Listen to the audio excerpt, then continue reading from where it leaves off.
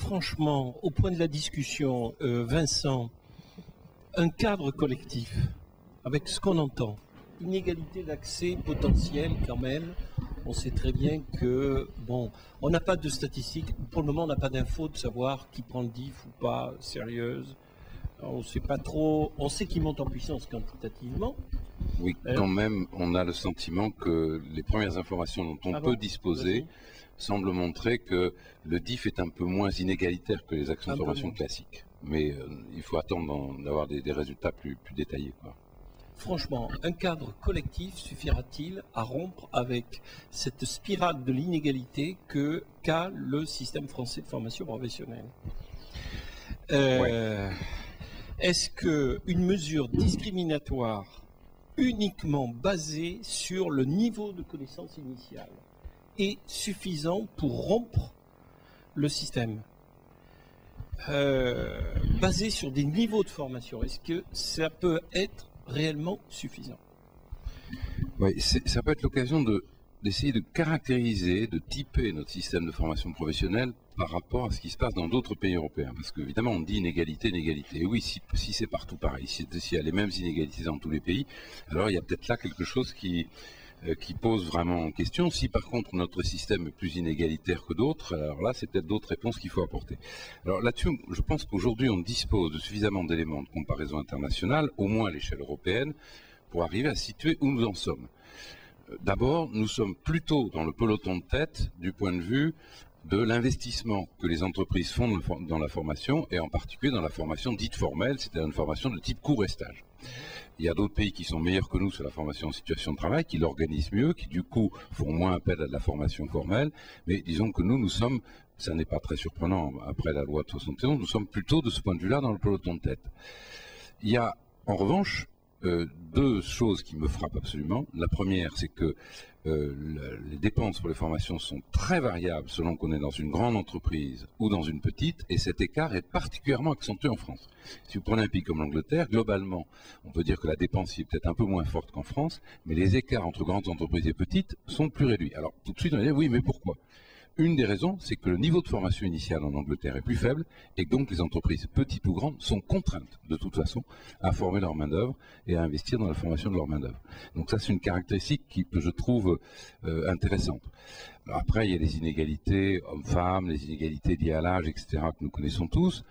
C'est vrai que de ce point de vue, on a le sentiment que, à défaut de quelque chose qui irait dans le sens d'un droit individuel qui se développerait, on aura des inégalités d'accès par catégorie de salariés qui demeureront très fortes.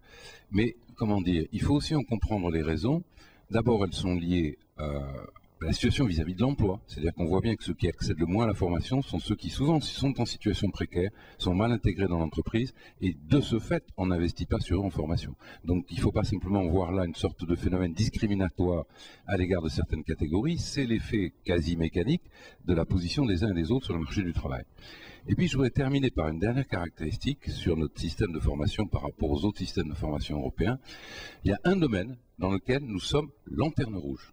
Lanterne rouge, c'est celui du nombre de salariés qui, chaque année, participent à un dispositif de formation conduisant à un titre ou un diplôme. Et au fond, la raison, je l'ai expliqué tout à l'heure.